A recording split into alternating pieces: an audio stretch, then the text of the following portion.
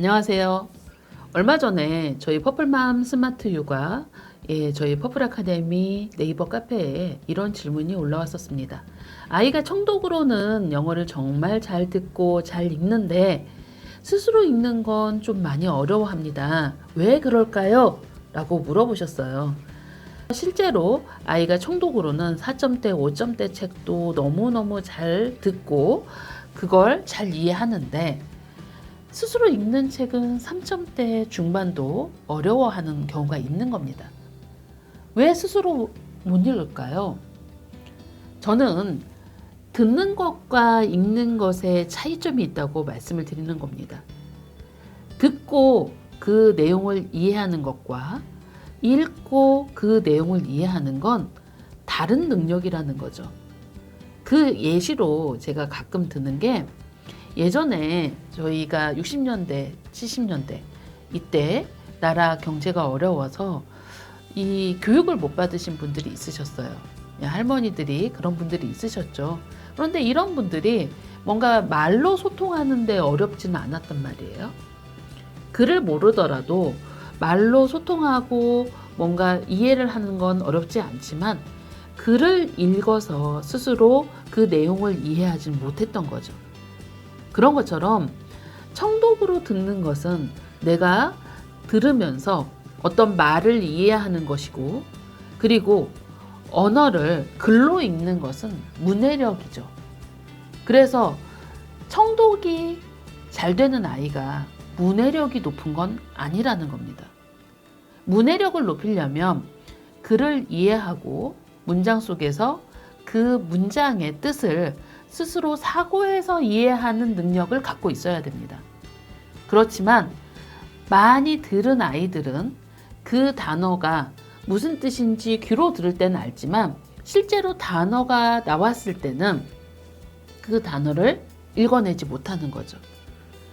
그래서 내가 들으면서 그 단어를 이해할 수 있는 교육 과정의 학습이 반드시 필요한 겁니다.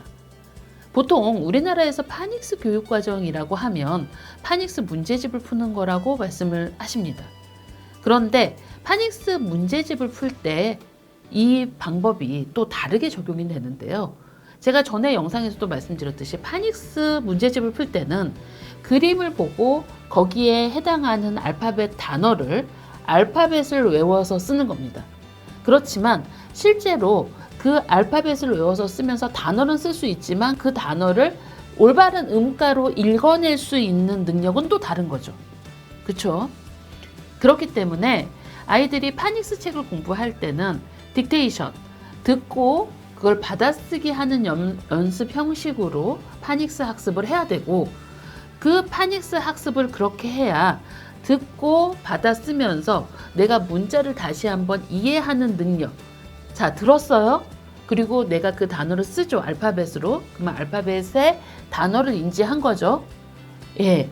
그리고 그 그림과 단어 뜻을 이해하면서 이 뜻을 이해하는 이 삼박자가 맞아야 아이들이 올바른 영어 실력을 쌓아갈 수 있는 겁니다. 그런데 어렸을 때 많이 엄마가 들려주고 그리고 음원으로 노출을 해서 책을 읽는 아이들은 실제로 혼자 읽어 내려가는 문해력이 현저하게 떨어지는 경우가 있죠. 그래서 음원으로 들을 때는 그 뜻을 이해하지만 실제로 읽을 때는 본인이 못 읽는 단어가 있을 수도 있고 문장을 오롯이 30분 동안 읽어 내려갈 수 있는 집중력이 없을 수도 있고, 그리고 문장 사이사이에 언어 규칙이나 문법을 이해하지 못해서 문장을 듬성듬성 이해할 수도 있는 겁니다. 그래서 청독으로 듣는 것과 스스로 읽는 것의 차이가 있습니다. 저는 아이가 스스로 읽을 수 있는 2점대 정도의 레벨에서는 청독보다는 스스로 읽어 내려가는 훈련이 먼저 되고, 그리고 3점대에 청독하는 능력을 같이 키워주면 아이가 발음을 다시 스스로 들으면서 읽어 내려갈 수 있는 거죠. 그런데요, 여기서 중요한 게 먼저 읽은 책을 들어봐야 되는 겁니다. 내가 들으면서 책을 읽는 게 아닌 거죠. 들으면서 책을 읽으면 듣기에 더 집중이 되어서 스스로 읽는 능력이 떨어지기 때문에 들으면서 책을 읽는 게 아니라 책을 읽고 다 읽은 책 중에 내가 정말 이 책은 너무 재밌었어 하는 책을 다시 한번 소리만, 책을 보지 않고 소리만 들으면서 문구 하나하나에 아 맞아 여기서 이런 내용이 다시 반복이 되지, 아 이거 다음에 재밌는 내용이 오는데 이렇게 생각하면서 듣기에 집중하게 되는 겁니다. 자, 청독하는 능력이 반드시 문해력과 연관이 된다는 아니라는 점을 오늘 말씀드리고 싶습니다. 감사합니다.